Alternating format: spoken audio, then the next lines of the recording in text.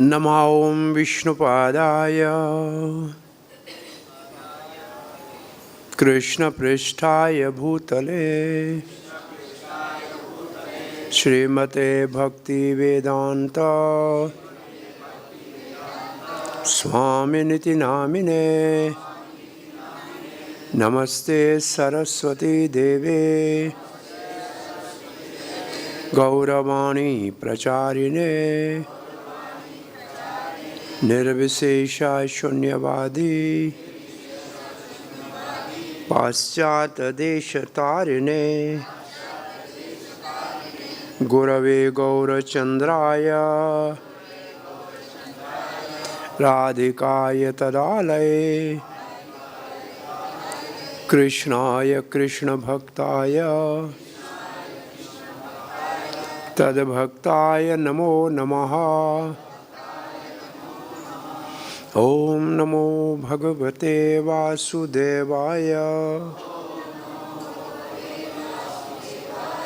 ओम नमो भगवते वासुदेवाय ओम नमो भगवते वासुदेवाय। नारायणं नमस्कृत्यं नरं चैव नरोत्तमं देवीं सरस्वतीं व्यासं ततो जयमुदीरये। नष्टप्रायेषु भद्रेषु नित्यं भागवत सेवया भगवती उत्तम श्लोके भक्तिर्भवती नैष्टिकी। कृष्णाय वासुदेवाय देवकी नंदनाय च नंदगोपकुमाराय गोविंदाय नमो नमः। जय श्री कृष्ण चैतन्य प्रभो नित्यानंद श्री अद्वैत गदाधर शिवास आदि गौर भक्त वृंदा। हरे कृष्णा कृष्ण कृष्णा हरे हरे हरे राम राम राम हरे हरे। हरे कृष्णा। श्री कृष्ण बलराम मंदिर इस्कॉन वृंदावन में प्रातः श्रीमद् भागवत के सत्संग में आप सब भाग्यशाली भक्तों का हार्दिक स्वागत है। आप सबको दीपावली दीपमाला की शुभकामनाएं। और संयोगवश भगवान रामचंद्र का पुनः 14 वर्ष के वनवास के बाद अयोध्या में आगमन हो रहा है और हमारे यहाँ भागवत में भी प्रसंग भगवान श्री रामचंद्र के ही गुण रूप नाम लीला आदि का चल रहा है। और हम 11वें स्कंद श्रीमद् भागवत जिसमें ईशानु कथा का वर्णन है, जिसमें 12 अध्यायों में सूर्य वंश के महान प्रतापी भागवत भक्त राज ऋषियों का और भगवान श्री रामचंद्र का चरित्र वर्णित है। और शेष 12 अध्यायों में चंद्रवंश में बहुत ही भाग्यशाली वंशावली में क्षत्रिय राजाओं का वर्णन है और भगवान श्री कृष्ण बलराम के प्रकट्य का विशेष रूप से चंद्रवंश में वर्णन है। और शक्ति आवेश अवतार परशुराम जी का भी इसी स्कंद में चंद्रवंश के अंतर्गत वर्णन है। इस समय हम सुखदेव महाराज कहते हैं, परीक्षित राजन, आपने भगवान रामचंद्र की कथा को तो पहले से विस्तार से सुना है, इसलिए हम उसका संक्षेप में मात्र 3 अध्यायों में वर्णन कर रहे हैं। और आज हम 11वें अध्याय में, वास्तव में भगवान त्रेता युग में भगवान श्री रामचंद्र का अवतार हुआ और त्रेतायाम मखाय, मखाय का मतलब यज्ञ। तो त्रेता युग में भगवान की आराधना यज्ञ के द्वारा की जाती थी। तो यज्ञ, वैसे यज्ञ को अंग्रेजी में सेक्रीफाइस कहते हैं, फायर सेक्रीफाइस कहते हैं। इसका मतलब है, यज्ञ का अर्थ है, इस प्रकृति में सभी यज्ञ कर रहे हैं। सूर्य यज्ञ कर रहा है, आपको प्रकाश दे रहा है। वायु यज्ञ कर रही है आपके लिए, जीवन के लिए, सांस के लिए शुद्ध वायु बह रही है। अग्नि आपका अंदर भोजन पका रही है, बाहर अन्न को पका रही है। तो ये सारी प्रकृति ही यज्ञ कर रही है वास्तव में, और सभी दे रहे हैं। असल में हमको सब मिल रहा है इस प्रकृति में, तो हमको भी देना सीखना चाहिए।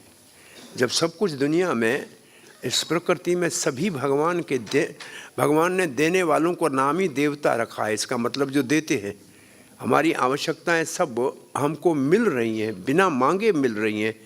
कोई खर्चा नहीं करना पड़ रहा है उसके लिए, अपने आप सब स्वतः ही मिल रही हैं। तो इससे संकेत ये मिलता है कि सब कुछ जो हमको भगवान की कृपा से मिल रहा है, तो हमको भी वापस पुनः देना सीखना चाहिए। तो ऐसे भगवान श्री रामचंद्र, जिनके पास इस भूमंडल का एक सम्राट थे, उनका राजसूय यज्ञ भी हुआ था। पूरी इस प्रभुपाद ने तो लिखा है कि तो साउथ अमेरिका तक टनेल थी, और रामराज के समय में पूरी पृथ्वी के ऊपर राज। तो वैसे भी भारतवर्ष के ऊपर सत्ययुग में महाराज ऋषभदेव के बेटे भरत का राज तो पूरी पृथ्वी के ऊपर था, कोई इसी भारत खंड के ऊपर नहीं था, भारतवर्ष के ऊपर था। सो रामचंद्र यज्ञ करा रहे थे, और हमने जैसे आपको कहा, यज्ञ का अर्थ है उदारता से देना। तो रामचंद्र से आप देना सीखिए। क्या दे रहे हैं रामचंद्र, इन श्लोकों में हम पढ़ रहे हैं। और इन 2 श्लोकों में 2 वर्णों का, क्षत्रिय और ब्राह्मण वर्ण के कुछ ऐसे गुणों का वर्णन है जो इन वर्णों की प्रधानता का वर्णन करते हैं। और वास्तव में श्रील प्रभुपाद ने इस्कॉन की स्थापना ब्राह्मण वर्ण की शिक्षा दीक्षा के लिए किया था, परंतु शेष प्रभुपाद जी अपने धराधाम के ऊपर जो अंतिम समय था, उस समय उनकी अभिलाषा थी कि अन्य वर्णों की भी शिक्षा दी जाए, वर्ण आश्रम की स्थापना की जाए। सो इन 2 वर्णों का लक्षण या गुण आज हम सीखेंगे इन श्लोकों के माध्यम से। तो आइए 2, 3, 4 श्लोकों का तात्पर्य नहीं है, उसको हम ऐसे पढ़ लेते हैं। 5वें श्लोक को हम साथ पढ़ेंगे। अब ये 2, 3 आप देख सकते हैं। मैं दूसरा श्लोक पढ़ रहा हूँ। होत्रे अदात दिशं प्राचीं ब्रह्मणे दक्षिणां प्रभो अधवर्यवैः प्रतीचिं वा उत्तरां सामगाय सः। अब जो स है, इसका अर्थ यहाँ देखिए, शब्द में लिखा है भगवान रामचंद्र। सो भगवान रामचंद्र ने जो होता पुरोहित था, यज्ञ में 4 पुरोहित होते हैं, उनका यहाँ नाम लिखा है। यज्ञ करने वालों में एक आहुति डालने वाला है, उसको कहते हैं होता। होता को क्या दिया? प्राची दिशा। जो उनके राज में पूर्व दिशा थी, पूर्व दिशा में जो कुछ था वो होता, जो पुरोहित था उसको संकल्प करके दान कर दिया, ये आपका है। ब्रह्मणे दक्षिणाम प्रभो, प्रभु रामचंद्र ने दक्षिण दिशा जो थी, जो ब्रह्मा का स्थान होता है यज्ञ में, यज्ञ में एक ब्रह्मा का स्थान हमेशा रखा होता है। आप यज्ञ कुंड में देखेंगे एक ब्रह्मा का स्थान होता है, तो ब्रह्मा के स्थान के ऊपर जो पुरोहित बैठा था उसको दक्षिण दिशा दे दी। अध्रवयः प्रतीचिं वाह, जो यज्ञ की सारी व्यवस्था करते हैं, उसकी आवश्यकता की जो वस्तुएं हैं उनको उपलब्ध कराते हैं, अध्रवया जो पुरोहित होते हैं उसको पश्चिम की दिशा पूरी दे दी। उत्तरां सामगायाः सह, जो उद्गाता होते हैं, उद्गाता का मतलब जो गाते हैं, साम वेद जो श्लोकों का उच्चारण करते हैं यज्ञ में, उनको उत्तर दिशा दे दी। तो चारों दिशाएं चार यज्ञ कराने वाले पुरोहितों को दान कर दी। दान भी शब्द ब्राह्मण के लिए उचित नहीं है, दक्षिणा दे दी। ब्राह्मण की दक्षिणा होती है, गरीब का दान होता है। और भगवान को जब अर्पण करते हैं तो उसको कहते हैं प्रणामी या भेंट।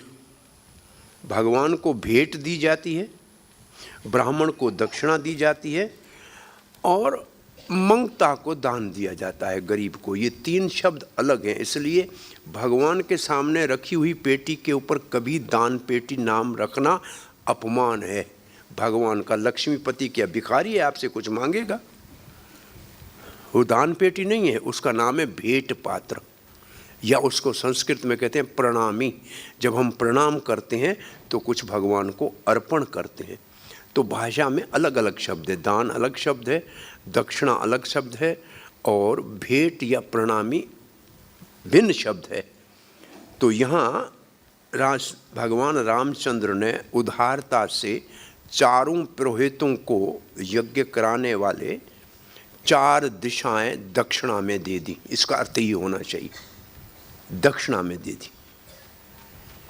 अब दूसरा श्लोक पढ़ते हैं, श्लोक नंबर संख्या 3।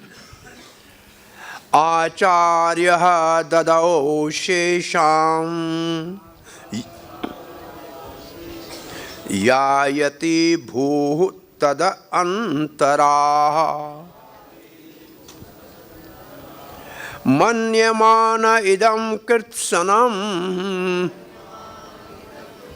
ब्रह्मणो अर्हति निष्प्रह। आचार्य जो सारे यज्ञ का आचार्य है, इसके बाद एक बैठा होता है ऊपर आसन के ऊपर, वो यज्ञ में स्वाहा आदि नहीं करता है, वो सिर्फ इसे इशारा करता है, चलो ये करो वो करो, उसको आचार्य कहते हैं। तो एक यज्ञ का आचार्य जिसको उन्होंने निर्धारित करके बिठाया था। ददाओ शेषाम, जो शेष बचा, चार दिशाएं दी तो बीच तो बच गया ना, जो शेष कौन सा? या यति दिया, भू धरती, तद अंतर, जो चारों दिशाओं के अंदर की धरती थी वो आचार्य को दे दी, वो आचार्य को दे दी। क्यों दे दी? ये सारा क्यों दे दिया? ब्राह्मणों को क्यों दिया ये सारा? तो लिखे मन्य माना, ये मानते थे रामचंद्र, उनकी ये मान्यता थी। क्या मान्यता थी? इदम कृत्स्नम, ये सारा ब्राह्मणों, ये ब्राह्मणों को देना है। ब्राह्मण भूदेव है, धरती के ऊपर भगवान का प्रतिनिधि भगवान ब्राह्मण है, वो भूदेव है, और राजा नरदेव है। ये दो शब्द हैं, भूदेव ब्राह्मण के लिए है और नरदेव राजा के लिए है। राजा भगवान के दिए हुए कानून को, नेम को प्रजा में लागू करता है। लागू करता है, पता नहीं आपकी भाषा में है कि नहीं है, मेरी भाषा का है, उसको इम्प्लीमेंट करता है। इम्प्लीमेंट करने को क्या कहेंगे हिंदी में? हाँ, स्थापित करता है। और ब्राह्मण उसको शिक्षा देता है। ब्राह्मण भगवान के नेम का शिक्षा देने वाला है और राजा उसको स्थापित करने वाला। तो एक नरदेव, एक भूदेव। तो ये भूदेव हैं, इसका मतलब पृथ्वी के तो ये मालिक हैं। इसलिए और उनकी विशेषता क्या है? भूदेव होने का अधिकार किसको है? पहले तो वो पूजनीय है, अहरती, उनका आहरण करना चाहिए, वो इसके लायक है। आहरण शब्द का अर्थ पूजा भी है और अहरण शब्द का अर्थ है इसके योग्य है। अनन्य अहरत्व महाभागवत का लक्षण होता है। इसका अर्थ है कि मैं सिर्फ भगवान के योग्य हूँ पूजा के, और किसी के नहीं। मैं मात्र भगवान की ही पूजा करूँगा और मैं उसी का हूँ, उसी के लायक हूँ और किसी के लायक नहीं। तो ये अहरण का मतलब ब्राह्मण इसके योग्य है कि उनको सब कुछ दिया जाए। क्यों योग्यता उनकी है? क्यों वो पूजनीय है? लास्ट शब्द निस्पृह, क्योंकि उनको व्यक्तिगत कोई कामना ही नहीं है, वो कामना रहित हैं। उनके हृदय में कोई कामना नहीं है, उनको भोग की भावना ही नहीं है, इसलिए उनको देना चाहिए। इसका मतलब उसको दान तो नहीं, उसको दक्षिणा देनी चाहिए जिसको उसके भोग की भावना नहीं है, जो सेवा में उसको लगा सके। तो ये जो निष्प्रह शब्द है ये ब्राह्मणों का सबसे उत्तम गुण है, क्योंकि उनको कोई भी अपनी व्यक्तिगत भोग की भावना नहीं है। वो भगवान को भोग्य मानते हैं, भगवान को वो भोगता मानते हैं। भोग यानी भगवान को भोगता मानते हैं, स्वयं अपने आप को भोगता नहीं मानते हैं। निष्प्रह का अर्थ है कोई भौतिक इच्छा उनके हृदय में, इसको कहते हैं निवृत्त तिर्षयी। उनके हृदय में कोई तृष्णा नहीं है, कोई संसार के भोग की प्यास ही नहीं है, लालसा ही नहीं है। इसलिए रामचंद्र ने उनको दिया, क्योंकि जैसे आप देखें भगवान श्री कृष्ण ने उद्धव को, सुदामा को महल ऐसा उसके लिए बना दिया जैसा द्वारका का महल था, परंतु सुदामा ने कहा कि ये तो भगवान की मानता संसार को दिखानी है, ये मेरे भोग के लिए नहीं है। मैं उसको भोग नहीं किया सुदामा ने, वो तो आते जातों को दिखाया कि ये द्वारकाधीश की दया है, देख लो कि कैसे उधार है वो। तो जिसको भोग की प्रभुपाद को इतना सारा पूरा विश्व का साम्राज्य मिलकर, तो कम से कम 5000 दीक्षित शिष्य, लाखों अनुयायी, 108 मंदिर। प्रभुपाद कहा कि आपका ये बॉम्बे का देखो जो पूरा फ्लोर बनाया है टीक वुड का, ऐसा तो प्राइम मिनिस्टर का ही नहीं है। प्रभुपाद ने कहा मैं क्या साथ ले जाऊंगा, ये तो आपके यहाँ रहेगा, आप ही इसका उपभोग करोगे, मैं क्या करूँगा इसको। तो इतना सारा होने के बाद भी अपना कुछ नहीं मानना, ये ब्राह्मण का लक्षण है।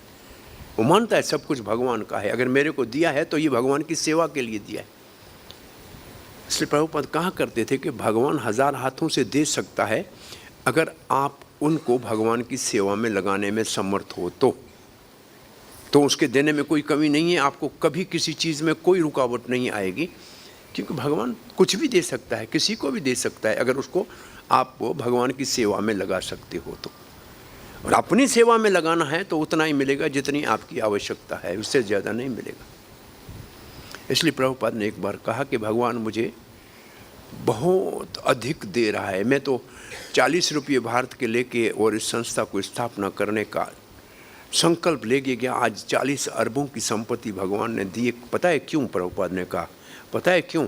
क्योंकि 1 रुपया भी मैं अपने व्यक्तिगत स्वार्थ और भोग के लिए उपभोग में नहीं लाता। आपको मालूम है प्रभुपाद को जो दक्षिणा मिलती थी वो दूसरे दिन सीधी बैंक में जाती थी, और उस बैंक के खाते का नाम था MVT, मायापुर वृंदावन ट्रस्ट।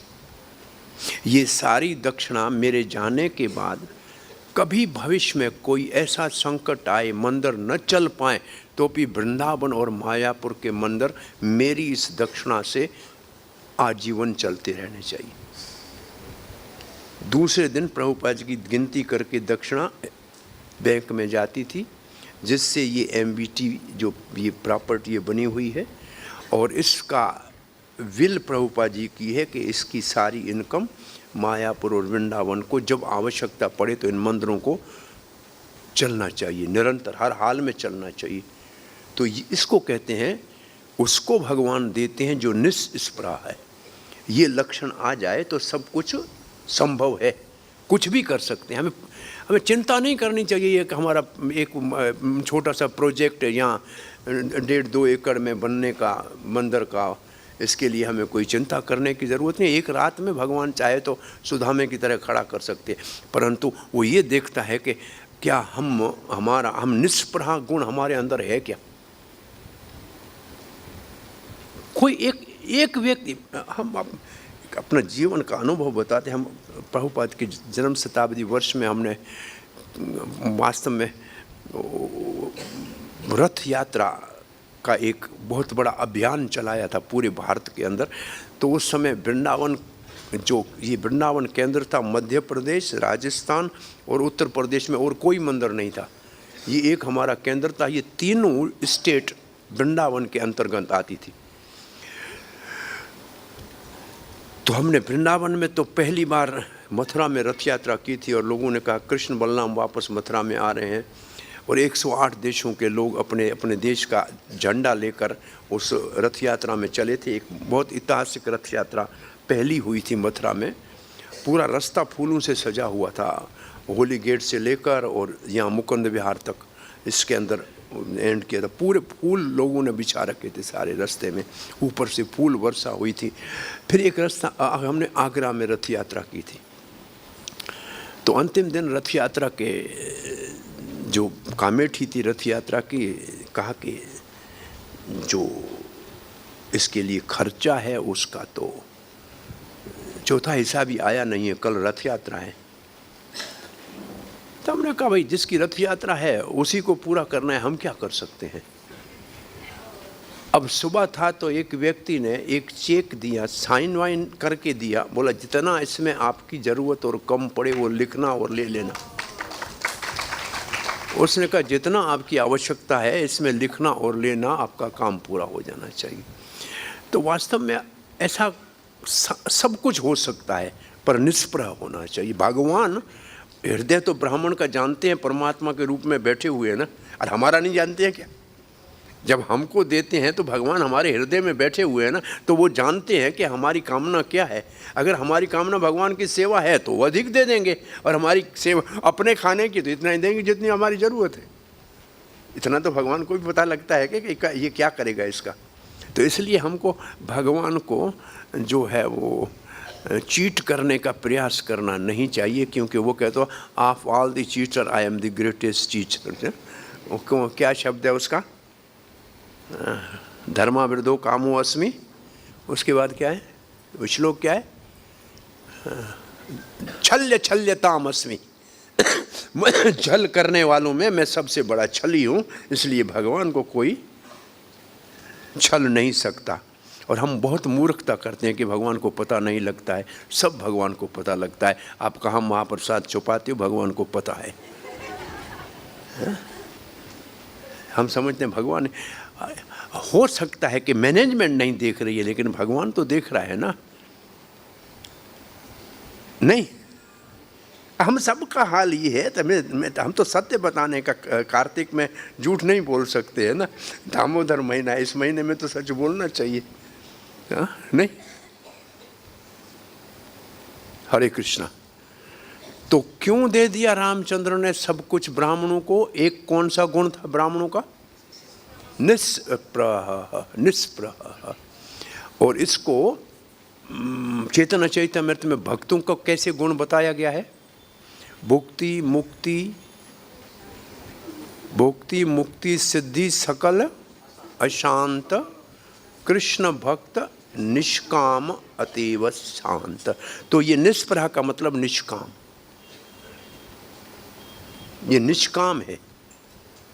उसकी कामना भगवान से जुड़ी हुई है। इसका मतलब ये नहीं है कि निष्काम है तो रूखा सूखा खा के सुखी रहेगा। नहीं, निष्काम है तो भगवान को 56 भोग लगाएगा और महाप्रसाद खाएगा। निष्प्रह का मतलब भगवान के लिए सब कुछ करने को तैयार है, लेकिन अपने लिए नहीं। परंतु ये आप अगर अपने को सुंदर बनाएंगे तो आईने में भी तो सुंदर दिखोगे ना। तो भगवान को बनाएंगे तो आपको भी वही मिलेगा ना। तो इसलिए आप सिर्फ सोच को बदलो। हमारे लिए नहीं, सब कुछ भगवान के लिए है, तो आपके लिए अपने आप हो जाएगा। आप बड़ा मंदिर भगवान के लिए बनाएंगे तो उसके कोने में आपको जगह मिलेगी, तो भी बड़े मंदिर में ही तो रहेंगे ना। एक चूहा किसी घर से निकला, दूसरे ने पूछा कहाँ रहते हो, बोला ये महल मेरा है। अब उसका महल थोड़ी है, लेकिन कहता मैं तो रहता तो इसी के अंदर हूं ना। तो चूहा भी अगर कह सकता है कि मैं इस घर का मालिक हूं, तो भगवान के मंदिर में आपको रहने को मिला है, तो आप कोई कम है क्या? साक्षात गोलोक में रह रहे हैं जो रह रहे हैं, कृष्ण बलराम मंदिर में तो गोलोक में ही रह रहे हैं, और क्या कर रहे हैं? तो इससे ज़्यादा और क्या चाहिए आपको?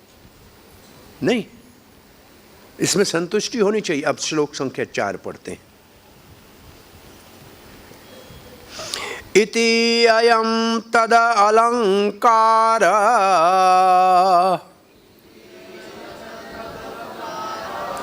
वास उभयाम अवशेषितः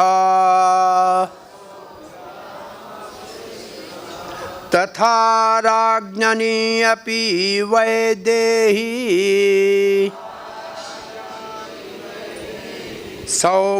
सौमंगल्याः अवशेषिता।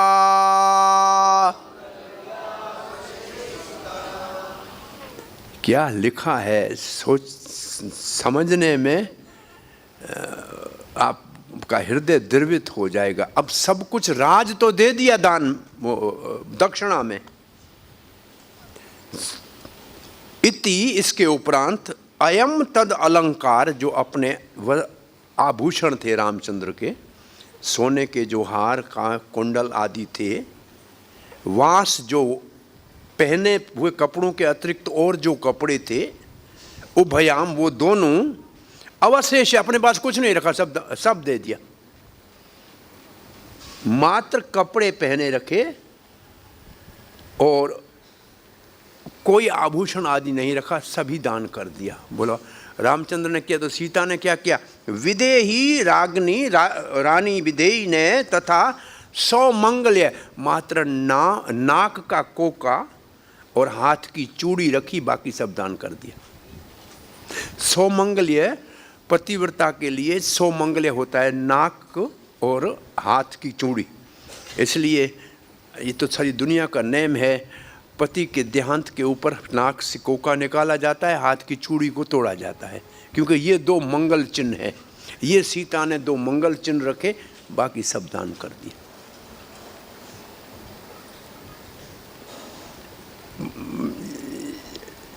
बहुत, इसका मतलब मेरा अपना कुछ नहीं है, ये भगवान सिखा रहे हैं, जबकि इस सारे संसार के स्वामी वो हैं, सब कुछ उनका है। इदा वादा ईशम क्या है, ईशा वाशा इदम सर्वम, सब तो भगवान का है।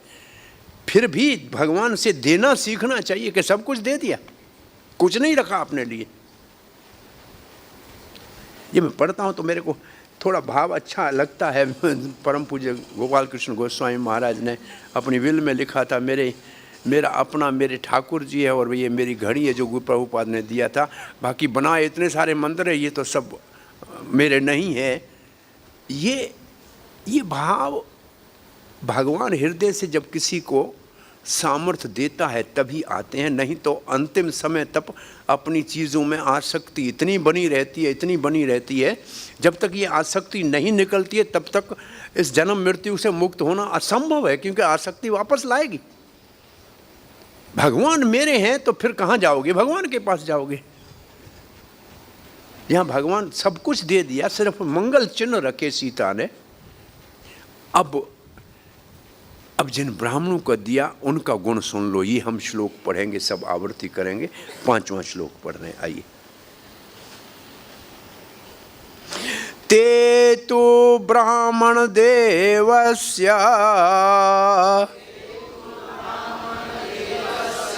वात्सल्यं वीक्षये संस्तुतम्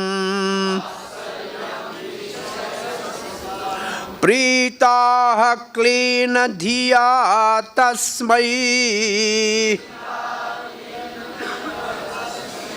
प्रत्याहारपेदं बभाषिरे। ते तो ब्राह्मण देवस्य वात्सल्यं वीक्षये संस्तुतं प्रीतः क्लीन्नः धीः तस्मै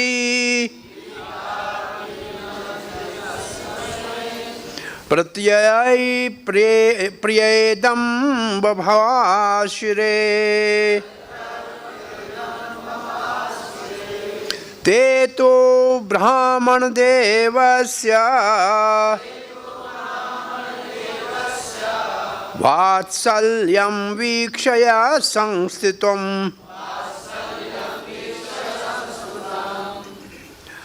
प्रीताः क्लीनधियस्तस्मै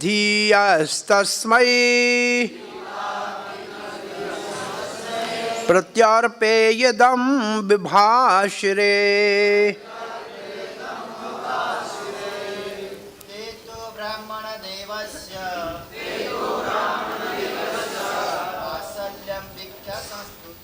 वात्सल्य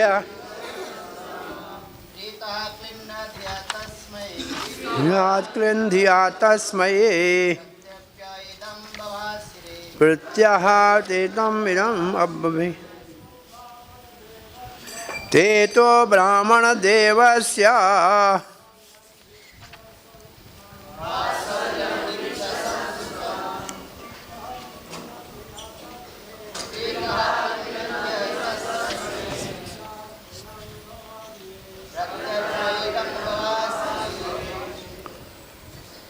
महादेवी ते तो ब्राह्मण देवस्य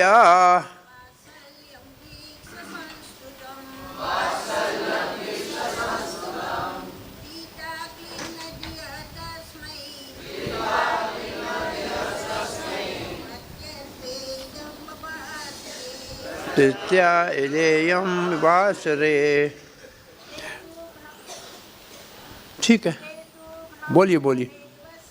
ते तो ब्राह्मण देवस्य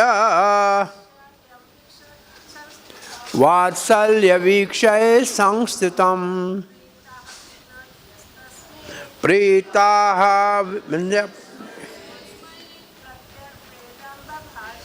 प्रत्यह प्रपदम बभाश्रे। अब ते का अर्थ है वो चार पुरोहित और एक आचार्य। ते का मतलब होता, उद्गाता, औधर्वया, ये जो चार प्रकार के ब्राह्मण, ये चार प्रकार के जो पुरोहित होते हैं वो, और पांचवा आचार्य, ये हुआ ते का अर्थ। तू का मतलब परंतु, परंतु का मतलब भगवान ने दिया परंतु, तू आ गया तो इसका अर्थ हुआ बट, परंतु। ब्राह्मण देवस्य किसके लिए शब्द होना चाहिए? एक मंत्र आपको सबको आता है, पढ़िए। ब्राह्मण देव गो ब्रह्मणिताय जगत हिताय गोविंदा। तो ब्राह्मण देवस्य का मतलब रामचंद्र, जो ब्राह्मणों को पूजनीय मानता था या ब्राह्मणों का रक्षण करता था, या ब्राह्मण जिसको अपना स्वामी मानते थे, तो ये भगवान रामचंद्र का सूचक है। वात्सल्य का मतलब ब्राह्मणों ने रामचंद्र में स्नेह को देखा कि ये हमको, हम प्रजा हैं, ये हमारे राजा है, हमको पुत्रवत समझता है। वात्सल्य का भाव, भगवान के वात्सल्य के भाव को देखा। भाई देने वाला पिता होता है ना, संतान को पिता ही तो देता है, तो उसके वात्सल्य भाव को देखा। और राजा सबका पिता है, प्रजा, प्रजा का मतलब पुत्र, तो राजा और प्रजा शब्द का, राजा का मतलब जो पिता और वो प्रजा का मतलब पुत्र। तो वात्सल्य वीक्षय, देखा, सब पुरोहितों ने देखा कितना वात्सल्य है, कितना हमसे स्नेह करते हैं, सब कुछ दे दिया, कुछ नहीं अपने पास रखा, वस्त्र मात्र पहने वो रखे और मंगल चिन्ह रखे और कुछ नहीं रखा है। तो ब्राह्मणों का हृदय पिघल गया। ये तीसरी लाइन में देखो क्या लिखा है, संस्तुतम। संस्तुतम शब्द का अर्थ है पितृतुल्य स्नेह, वात्सल्य का अर्थ है पितृतुल्य स्नेह। वीक्ष्य का देखकर संस्तुतम, स्तुति की, कि क्या ब्राह्मणों ने क्या किया? संस्तुत मतलब स्तुति की, ब्राह्मणों ने भगवान की स्तुति की। इसका अर्थ है, इस श्लोक के बाद जो छठा श्लोक है वहाँ से ब्राह्मण भगवान रामचंद्र की स्तुति करते हैं। स्तुति करना, स्तुत्व, स्तुत्व। एक होते हैं कुछ प्रार्थनाएं ऋषि मुनियों ने या शुद्ध भक्तों ने की हुई है, हम उसकी आवृत्ति करते हैं। जैसे दामोदर अष्टक में हम गाते हैं, सत्यव्रत मुनि का है। स्तुति का मतलब स्वयं अपनी भाषा में भगवान का गुणगान किया जाए, उसको स्तुति कहते हैं। जो व्यक्ति स्वयं करे और दूसरे के किए हुए भजन को दोबारा गाए तो उसको स्तुति नहीं कहते। वो उसके लिए दूसरा एक शब्द है जो अभी मेरे को आ नहीं रहा है। क्या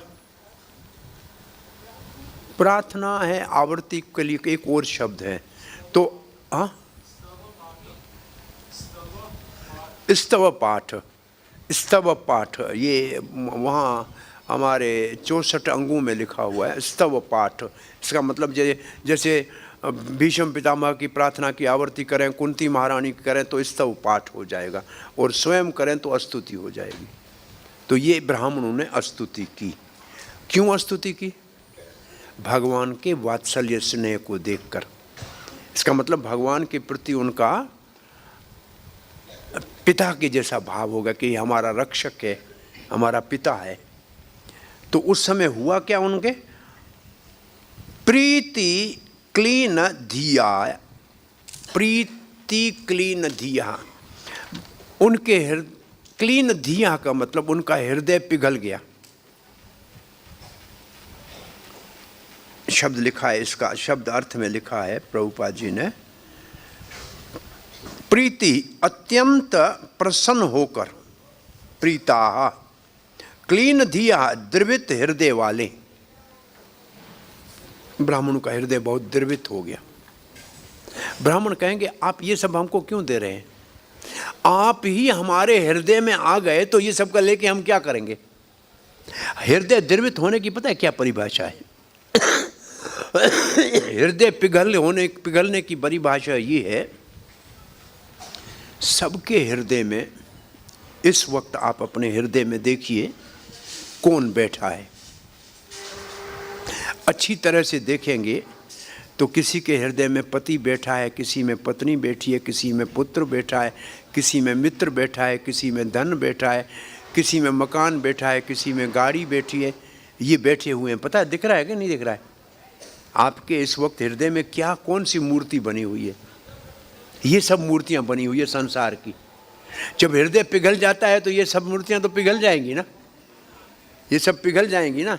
तो उस वक्त जिसके प्रति आपका स्नेह उत्पन्न हुआ है, जैसे ब्राह्मणों को रामचंद्र की प्रति हुई, तो उसकी मूर्ति उस जगह ले ली वो आके।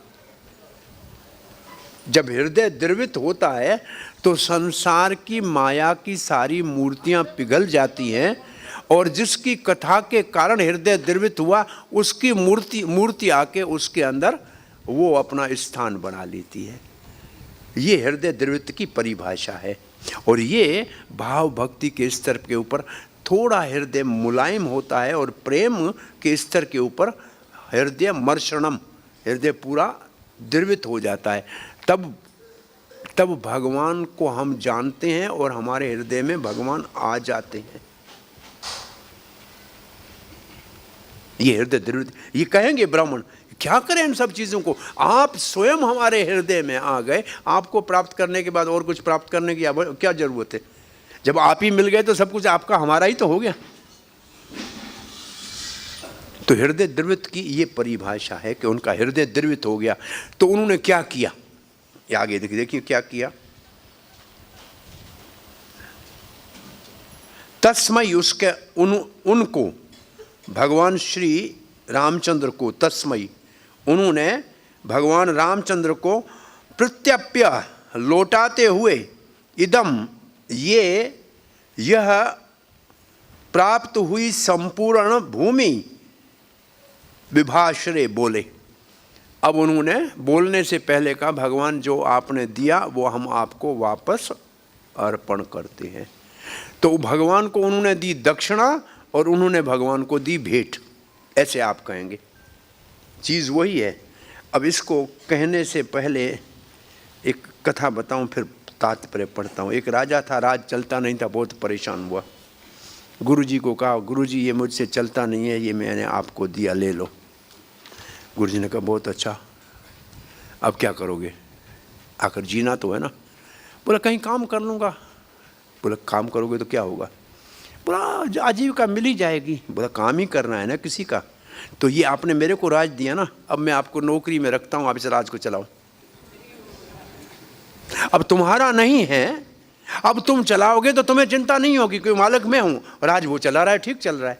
इसका अर्थ है जब आपका चलाक समझ के चलाते हो तब परेशान होते हो, जब भगवान का समझ के चलाओगे तो कोई परेशानी नहीं है। गुरु का समझ के चलाओगे तो कोई परेशानी नहीं है, क्योंकि मालिक दूसरा है। तो राजा को ये समझना चाहिए कि सब कुछ है भगवान का, मैं उसका प्रतिनिधि हूँ।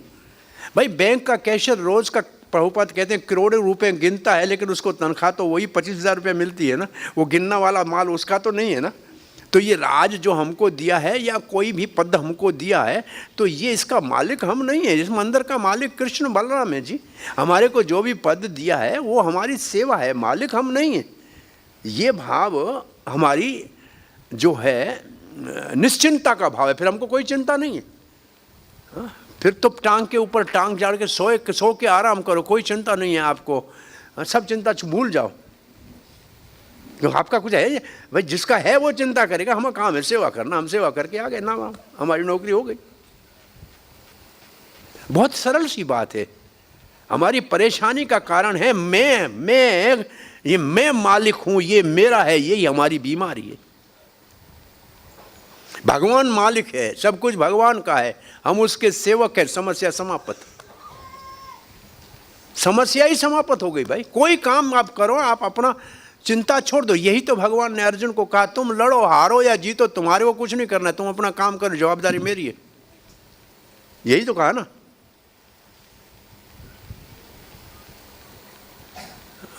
मम सन्यस्य, मेरे ऊपर छोड़ दो। ये बहुत प्रसिद्ध श्लोक है गीता के 3रे अध्याय का, किसी को याद है?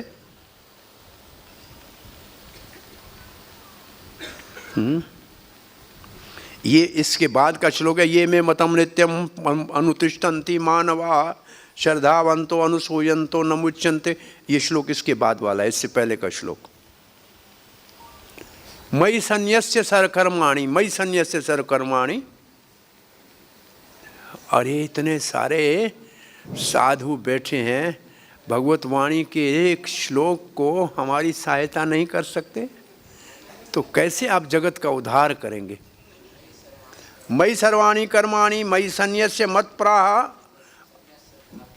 हाँ, संन्यास फिर मत्पराः भी तो होना चाहिए, नहीं है?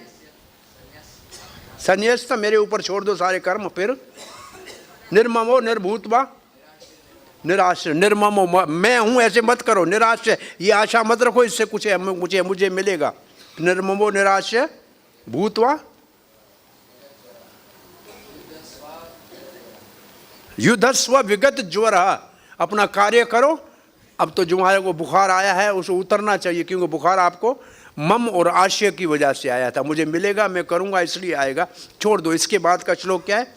ये मे मतम नित्यम अनुतिष्ठन्ति मानवा। ये मेरा मत, ये मेरा राय मानव मात्र के लिए, सब समय के लिए, सब जगह के लिए और सब लोगों के लिए। ये एक जगह के लिए नहीं है, बदलने वाला नहीं है। ये ओल्ड टेस्टमेंट नए टेस्टमेंट बनने वाला नहीं है, ये नित्य है मत मेरा, इसमें कोई परिवर्तन आने वाला नहीं है।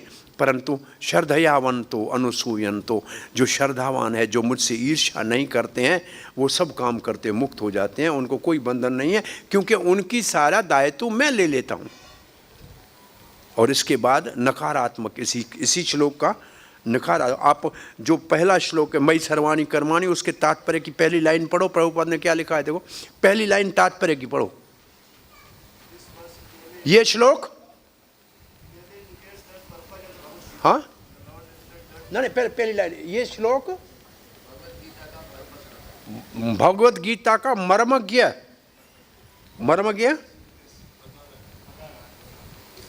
बता रहा है, उद्देश्य बता रहा है।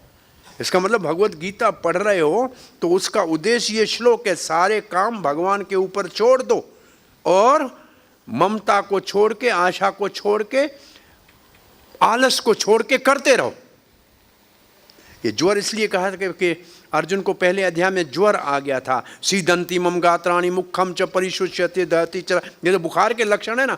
अंग जल रहे हैं, बुखार हो गया है, हाथ कांप रहे हैं तो बुखार हो गया ना, मुख सूख रहा है, यही होता है ना बुखार में। तो भगवान कहते हैं इस बुखार को छोड़ो, क्योंकि तुम अपना मान रहे थे इसलिए तुम्हें बुखार आया था, अब तो मेरा समझ के काम कर लो।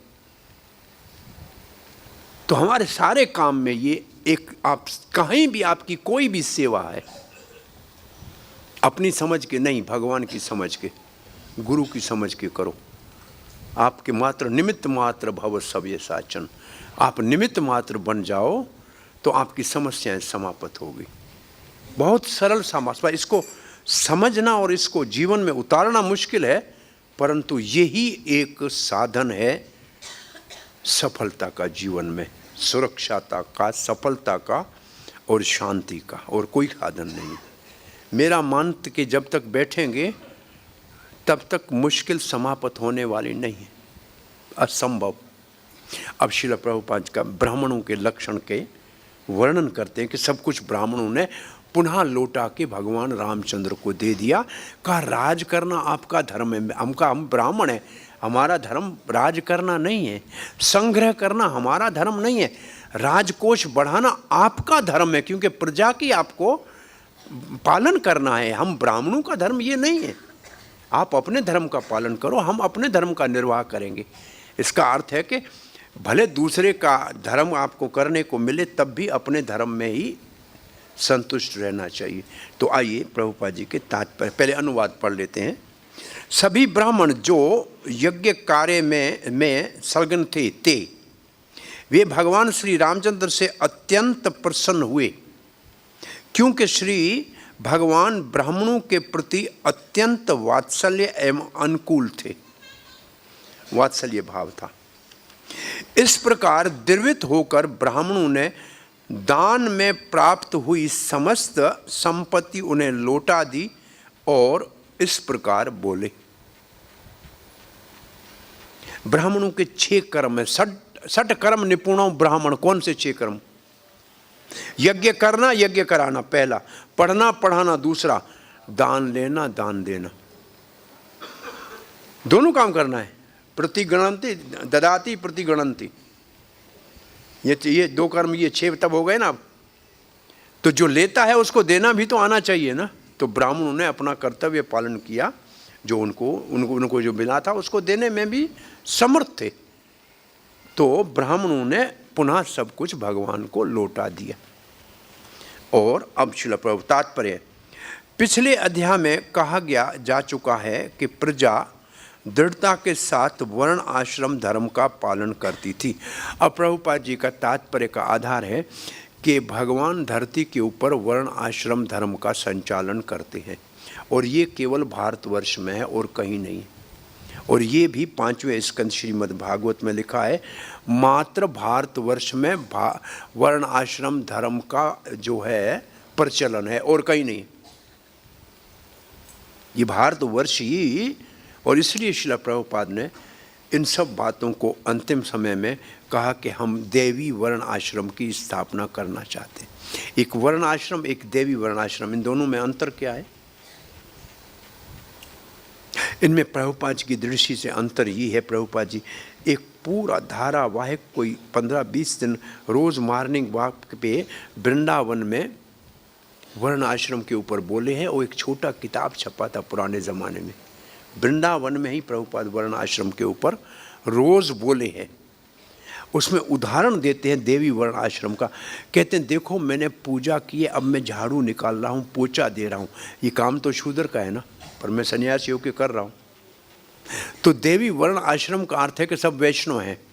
पहली बात तो सब वैष्णव है, जो ब्राह्मण से भी ऊपर है, परंतु फिर भी शरीर की और जो हमारी मानसिकता है मेरी प्रवचन देने की है, तो मैं प्रवचन का कार्य करूंगा, ब्राह्मण का कार्य होगा, और आपकी रक्षा करने की है।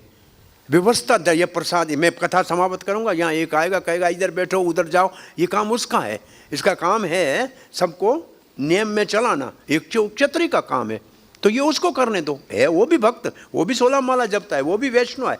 और तीसरा बैठा है पुस्तक वितरण करने वाला या प्रसाद वितरण वाले का, पैसा गिन के लेता है तो वो भी भक्त, लाल कपड़े पहने के बैठा हुआ है, ब्रह्मचारी है, परंतु पैसे की गिनती ठीक ठाक कर रहा है। तो उसकी जो वृत्ति है वो वाणिज्य है। हाँ, गर्गा ऋषि को, गर्गा मुनि को प्रभुपाद ने संन्यास दे दिया और कहा कारखाना खोलो, जाओ स्पिरिचुअल इसका है, खोलो, पैसा कमाओ, क्योंकि उसकी वृत्ति ये थी। और एक व्यक्ति है जिसकी सेवा का भाव है, सब ये खाने के बाद सब ये सफा करता है, वो पूरे चमका देता है तो भाई वो भी तो एक भक्ति है, परंतु उसका काम सेवा का है, सफाई करता है। ये देवी वर्ण आश्रम है कि सब वैष्णव हैं, फिर भी अपने जो है, जो हमारी प्रतिभा है, जो हमारी योग्यता है, जो हमारी शिक्षा है, उनके अनुरूप कार्य करें, जो हम सहज कर सकते हैं। क्योंकि दूसरे के कार्य करना मुश्किल है, सब जब तो करने वाले हैं, लेकिन सब लोग प्रवचन नहीं दे सकते, सब लोग सफाई नहीं कर सकते, कोई तो सब लोग जो है धंधा नहीं कर सकते। हमको बिठाओ को नहीं करे, कुछ नहीं कर पाएंगे, बैठे रहेंगे ऐसे। नहीं करना आता है तो नहीं करेंगे, इसमें क्या। तो इसलिए देवी वर्ण आश्रम का अर्थ है सब वैष्णव होते हुए भी अपने आप को जो काम आपके अनुकूल हो और जिसको आप अच्छी तरह से कर सकते हो उसको करो, भगवान की प्रसन्नता के लिए, हरि गुरु वैष्णव की प्रसन्नता के लिए। ये देवी वर्ण आश्रम है। तो अब प्रभुपाद जी कहते हैं पहले वर्ण आश्रम अच्छी तरह से व्यवस्थित था रामचंद्र के राज्य में। अब कहते हैं ब्राह्मण लोग ब्राह्मणों की ही भांति ठीक तरह से कर्म करते थे और क्षत्रिय जन बिल्कुल क्षत्रियों के समान इत्यादि, इसका मतलब वैश्य और चतुर्थ वर्ण आदि। अतएव जब भगवान श्री रामचंद्र ने ब्राह्मणों को दान में अपना सर्वस्व दे दिया तो सुयोग्य ब्राह्मणों ने विद्वता से विचार किया कि ब्राह्मण समुदाय संपत्ति प्राप्त करके उससे लोभ कमाने के निमित्त नहीं बना है। ब्राह्मण का ये काम नहीं है, ब्राह्मण का ये काम नहीं है कि धन संपत्ति इकट्ठी करके लोभ करे और व्यापार करे, ये ब्राह्मण का काम नहीं। ये ब्राह्मणों ने विचार कर लिया। और फिर ब्राह्मणों को गण भगवत गीता में प्रभुपाद ने ये श्लोक दिया है। ब्राह्मणों का कार्य करते थे, क्षत्रिय क्षत्रियों का कारण कर रहे थे। देखो 4 वर्ण जब भगवान ने बनाए, 3 वर्ण ब्राह्मण क्षत्रिय भगवान ने बनाया, ब्रह्मा जी ने वैश्य बनाया, तीनों ने कहा हम काम का नहीं कर सकते। ब्राह्मण ने कहा मुझे भी सेवक चाहिए, बिना सेवक के मैं कैसे काम करूंगा, कौन लकड़ी ले आएगा जंगल से, कौन भाई घर कौन, आप मंदिर चला, ब्राह्मण पूजा मंदिर में क्या, मंदिर बनाया किसने, अरे मंदिर किसने बनाया बताओ ना, ईंट पत्थर किसने चुना, वो बेचारे शूद्र ने ही काम किया कि नहीं किया। तो आप मंदिर तो चलाओगे लेकिन मंदिर बनाएगा कौन, आप अस्त्र शस्त्र बनाएगा कौन, आप क्षत्रिय हो लड़ोगे, आपका हथियार बनाएगा कौन, आपको चाहिए कि नहीं चाहिए सेवा करने वाला। अरे वैश्य हो, आपके लिए कौन उत्पादन करेगा अन्न का, कौन बोरी में भरेगा, कौन तोलेगा। तीनों ने कहा हमको सेवक की जरूरत है। इसका मतलब तीनों को जीने के लिए, उसके बगैर वो जी नहीं सकते। इसका मतलब उनकी आवश्यकता है, वो उनकी जरूरत है। इसलिए कोई वो उसको नीच नहीं कहा गया, अछूत नहीं कहा। ये तो विशेष रूप से अंग्रेजों के शासन के समय वर्ण आश्रम का विकृत रूप दुनिया में प्रचारित किया गया। ऐसा पहले नहीं था, पहले इस तरीके से नहीं कहा, लोगों की भावनाएं थी, जैसे इसको विकृत रूप में प्रचारित किया गया है, विकसित किया गया है। ये तो एक षड्यंत्र है, नहीं तो भगवान का चतुर्वर्ण्य मया सृष्टम गुण कर्म विभाग, भगवान की सृष्टि जो भगवान करते हैं वो कोई उसके अंदर कोई त्रुटि होना चाहिए, ये संभव नहीं है। इसके अंदर दोष लोगों ने पैदा किए और शूद्र को अछूत कहा, और ये सब मुस्लिम कालीन शासन में भी, वैसे उस वक्त में भी आप अगर इतिहासकारों को लिखेंगे ना, अरब से जो आते थे वो यहाँ बने हुए मुसलमानों को मुसलमान नहीं मानते थे, बोला हिंदू हैं जो इस्लाम को मानते हैं, हिंदू हैं, कहते यही थे क्योंकि हिंदुस्तान में रह रहे हैं, ये तो जगह का नाम तो हिंदुस्तान ही था। और उनको वर्ण आश्रम नहीं कहते, बोला ये तेली है ऐसे कहते थे, ये धोबी है ये ऐसे कहते थे, और ये जो है मोची है इस तरीके से कहते। उनका कोई ऐसा उपहास नहीं उड़ाया जाता था। जैसे फिर उन्होंने कुछ किराए के लोग अपने तैयार किए, उनसे ये विकृत वर्ण आश्रम का प्रचलन चलाया, अछूत और ये शब्द लाए, बहुत बड़ा षड्यंत्र हुआ और उसका अभी तक हम भुगत रहे हैं, अभी हम उससे निकल नहीं पाए। प्रभुपाद को वैसे हमारे को आभार प्रकट करना चाहिए कि उन्होंने इसका खंडन करके और समाज के अंदर अभी हम हमारे इस वृंदावन के मंदिर के ठाकुर जी के पुजारियों में आपको अफ्रीका का काला भी दिखेगा, रशिया का गोरा भी दिखेगा, और संभवतः किसी गरीब किसान के घर में जन्म लिया हुआ बच्चा भी पूजा करता हुआ दिखेगा। तो ये जो प्रभुपाद ने एक बहुत बड़ा कहा जाए कि क्रांति की है समाज के अंदर, कि वैष्णव बनने के बाद आपका जाति वाला जो आपने जन्म से वर्ण का विचार है उसको नहीं माना है। ये कम से कम भक्ति विनोद ठाकुर, क्योंकि अंग्रेज़ों के समय में उसने इस विकृति को देखा, इसलिए उन्होंने अपने पुत्र भक्ति सिद्धांत को इसका खंडन करने के लिए प्रचुर मात्रा में प्रचार करने के लिए कहा, और श्रील प्रभुपाद ने उसको विश्व में करके दिखाया। 3 पीढ़ी से इस जो हमारे साथ हमारे भारतीय वर्ण आश्रम के साथ जो द्रोह हुआ था, जो बहुत बड़ा एक षड्यंत्र हुआ था, उसका भांडा फोड़ने का काम इन 3 आचार्यों ने इस धरती के ऊपर किया है। ये आप देख सकते हो। लग रहा है कि नहीं लग रहा है? अब नहीं बोल रहे हैं, इसका मतलब प्रसाद का समय हो गया है। प्रभुपाद ने ये 3 आचार्यों ने बस गत 100-150 साल में इसको पुनः सही रूप देने का प्रयास किया है। ये सब नेता लोग बदमाशी कर रहे हैं वोट के लिए, ये कुछ नहीं कर रहे हैं, ये तो और बिगाड़ रहे हैं, इसको सत्यानाश कर रहे हैं। इसलिए ये कृष्ण भावना अमृत संघ से सीखना चाहिए कि सबको साथ कैसे भारत में ले चल सकते हैं।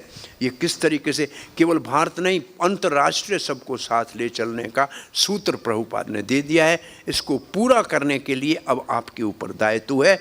अब ये श्लोक रखा है, शमोदम तपस्सौचम आर्जवम शांति आर्जवम एवच ज्ञानम विज्ञानम आस्तिक्यम ब्रह्म कर्म स्वभावजम। ये ब्राह्मण के लक्षण भगवद गीता से लिखे हुए। शांत स्वभाव, आत्मसंयम, तपस्या, शुचिता, सहनशीलता, ईमानदारी, ज्ञान, बुद्धिमता तथा धार्मिकता ये गुण हैं जिनके द्वारा ब्राह्मण कर्म करता है। ब्राह्मणों के चरित्र में भूस्वामी बनने तथा प्रजा पर शासन करने हेतु कोई गुंजाइश नहीं है। ब्राह्मण को न स्वामी बनने की ज़रूरत है, शासन करने की ज़रूरत है, और न किसी भूमि का स्वामी बनने की ज़रूरत है। ये तो क्षत्रियों के कर्म है। इसलिए यद्यपि ब्राह्मणों ने भगवान श्री रामचंद्र द्वारा प्रदत्त दान को स्वीकार नहीं किया, किंतु स्वीकार करने के बाद उन्हें उसे राजा को लौटा दिया। ब्राह्मण अपने प्रति श्री भगवान के वात्सल्य से इतने प्रसन्न थे कि इनके हृदय द्रवित हो उठे। उन्होंने देखा कि श्री राम पूर्ण पुरुषोत्तम भगवान होने के अतिरिक्त सुयोग क्षत्रिय भी थे, और उनका बोला आज उपवास है, बोल दो। कथा में आते नहीं है, दरवाजा खटखटा जाओ। हाँ, अंदर वाले को विरोध, वो देखो कथा में आए नहीं है, बाहर पहले से लाइन में खड़े हैं। माँ हरे कृष्णा कृष्णा कृष्णा हरे हरे, हरे राम राम राम। कार्तिक के महीने में सुबह प्रसाद बंद है, बोल दो आज शाम को ही मिलेगा, एक टाइम खाते हैं। अरे कुछ तो नेम चला, ये 3 बजे तक कथा चलेगी बोल दो उनको।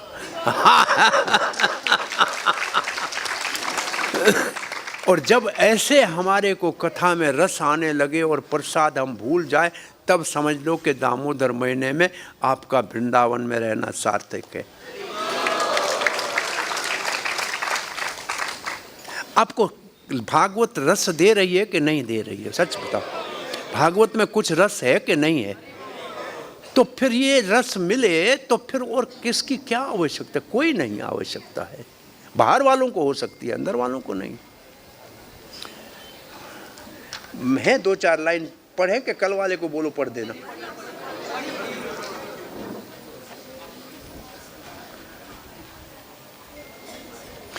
क्षत्रिय या शासक प्रजा से, अब बहुत बड़ी बात लिखते हैं, जो प्रजा से धन लेते हैं वो अपने लिए नहीं होता है, प्रजा की सेवा के लिए होता है। इसलिए कहते हैं क्षत्रिय को दान कैसे लेना चाहिए लोगों से कर। जैसे समुद्र से जैसे सूर्य जल को उठाता है, समुद्र कभी सूखता है क्या? नहीं ना। और जब ऊपर से बरसाता है तो हरियाली होती है कि नहीं होती है, और नदियां फिर वापस समुद्र में जाती है कि नहीं जाती है। ऐसे राजा को कर लेना चाहिए, जो किसी को पीड़ा नहीं होनी चाहिए, सूखना नहीं चाहिए वो, और उसको वापस इतना उदारता से लौटाना चाहिए कि चारों ओर हरियाली हो जाए और वो हरा भरा रहे। ये क्षत्रिय की परिभाषा लिखी है यहाँ। इसी को रामचरितमानस में एक श्लोक है कि भानु के समान जैसे सूर्य सागर से जल लेता है, मीठा बनाता है और सब तक पहुंचाते हैं, ऐसे कर इतना लो जो किसी को दुख ना हो, और इतना दो जो सब सुखी हो जाए। ये क्षत्रिय का यहाँ लिखा है। ये अपनी निजी इंद्रिय तृप्ति हेतु नहीं, अपितु सुपात्रों को दान देने हेतु करता है। जो दान लेता है, दानम ईश्वर भाव से, ये क्षत्रिय का गुण है। 2 गुण है उसका, सदा दान देना और सबके ऊपर शासन करना, ईश्वर भावस्य। एक और क्षत्रिय में शासन करने की प्रबल प्रवृत्ति हो रहती है, किंतु दूसरी ओर वे अत्यंत उदार दीन होते हैं। जब महाराज युधिष्ठिर दान देते तो वे ये कार्य कर्ण को सौंपते थे, क्योंकि कर्ण दाता कर्ण के रूप में विख्यात था। दान करने के लिए युधिष्ठिर महाराज ने अपने यज्ञ में कर्ण को रखा था, बोला ये आंखें बंद करके देगा क्योंकि इसको देना आता है। और दुर्योधन को खजाने का इंचार्ज बनाया था, क्योंकि उसके कंधे के ऊपर लक्ष्मी थी। वो चाहता था खर्चा करूं, खजाना खत्म हो, लेकिन हो नहीं सकता था। और प्रसाद वितरण के लिए भीमसेन को बोला था, क्योंकि जितना खाता है उतना दिल खोल के देगा। कंजूस को नहीं कहा था काम में। जो काम दिया था, किस किस को काम दिया था वो उसमें कहे, दान के लिए शत्रु है कर्ण, कर्ण शत्रु है पांडवों का, फिर भी कर्ण को दान के लिए महाराज युधिष्ठिर ने नियुक्त किया था। कोषाध्यक्ष दुर्योधन था, भोजन वितरण कौन कर रहा था? भीमसेन। और चप्पल कौन संभाल रहा था, पत्तल कौन उठा रहा था? श्री कृष्ण। आए हुए संतों का स्वागत कर रहा था सहदेव, राजाओं का स्वागत कर रहा था अर्जुन, सामान्य जनता को नकुल देख रहा था। ये सारे भाई इस तरीके से यज्ञ में की सेवा में लगे हुए थे। तो यहाँ सिर्फ कर्ण का वर्णन है। तो वे ये कार्य कर्ण को सौंपे थे। कर्ण दाता कर्ण है के रूप में विख्यात है। दाता शब्द अत्यंत उदार भाव से दान देने वाले का सूचक है। राजन्य लोग प्रचुर मात्रा में अन्न का संग्रह, प्रभुपाद दूसरा उदाहरण देते हैं, राजा लोग अन्न का बहुत बड़ा संग्रह करते थे अपने पास, और जब भी अकाल पड़ता तो वे अन्न का दान करते थे, प्रजा को खाने के लिए देते थे। क्षत्रिय का कर्तव्य है कि वो दान दे, और ब्राह्मण का कर्तव्य है कि दान ले, दान देना और दान लेना, किंतु केवल शरीर निर्वाह हेतु नहीं। इतना ही ले ब्राह्मण जितना उसका शरीर चल जाए, इससे अधिक नहीं।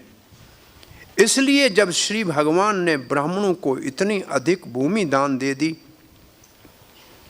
तो उन्होंने उसे लौटा दिया, क्योंकि वे लालची नहीं थे। सारी भूमि परशुराम ने जीत ली थी क्षत्रियों से, और फिर कश्यप ब्राह्मण को दान करके महेंद्र पर्वत के ऊपर जाके बैठ गए। भूमि पे भी नहीं रहते हैं, रात को जाके महेंद्र पर्वत पे रहते हैं।